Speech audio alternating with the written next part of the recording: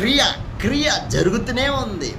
భారం భారం, సిలువ కోసం ప్రకటించిన భారం. ఏ ఆత్మ కూడా నశించిపోకూడదు, అందరూ మారు మనసు పొందాలనే తండ్రి చిత్త. ఈరోజు మన జీవితంలోని ఆ జీవము నువ్వు ఎప్పుడైతే నువ్వు పొందుకుంటావో దేవుళ్ళున్న ఆనందం ఎక్కడ కూడా ఉండదు. ఎందుకంటే అట్టి జీవం యేసయ్య మనకు అనుగ్రహించాడు. ఈరోజు మన జీవితాల్లోని ఆ జీవము ప్రతి క్రైస్తవుడు అనుభవించాల. యేసు రక్తములో కడగబడి ఆయన నామముయందు బాప్తీసం తీసుకున్న ప్రతి బిడ్డ పరిశుద్ధాత్మ అనే వరాన్ని పొందుకున్నప్పుడే దేవుని కంట్రోల్లో ఉంటాం. పొందుకోలేదనుకో ఉపవాసం ఉండాల. ఈ మొండి దెయ్యాలు ఉంటాయి, ఈ మొండి దెయ్యాలు బయటికి వెళ్ళవు. ఈ తాగుడు దెయ్యము, తిండిపోతు దెయ్యము, లోకానుసారంగా లోక దెయ్యాలు, మొత్తము దెయ్యాలు ఉన్నాయి.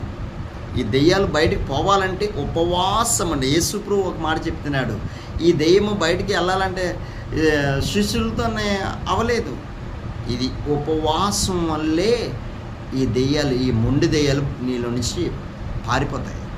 ఉపవాసం ఉండి ప్రార్థన చేసి వారానికి ఒకరోజు ఉపవాసం ఉండాలా.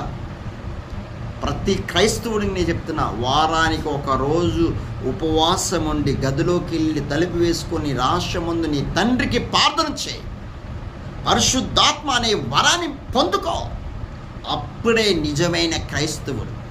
అప్పుడే నీలోని ప్రతి దినం దేవుని ఆత్మ ఎప్పుడైతే నీలోకి వస్తుందో, ఎంటర్ అవుతుందో, దేవుడు పరిశుద్ధాత్ముడు నీలోని ఒక నూతన కార్యాలు చేస్తున్నాడు. పరిశుద్ధాత్ముడు నీలోకి ఎంటర్ అవుతాడు. యేసయ్య పోలికలు, క్రీస్తు పోలికలు నీలోకి వస్తాయి. యేసయ్య పోలిక నీలోకి వచ్చేస్తుంది.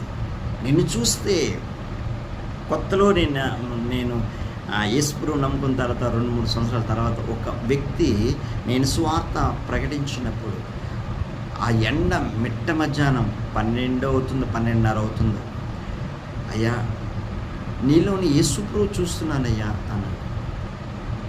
నీలోని యేసుప్రభు కనిపిస్తున్నాడు అన్నాడు. నేను కాదు అనేది, ఒక అన్యుడు, ఒక బ్రదర్ అంటున్నాడు, నీలోని యేసుప్రభు కనిపిస్తున్నాడయ్యా అంటే జనాలు నిన్ను చూసి భయపడ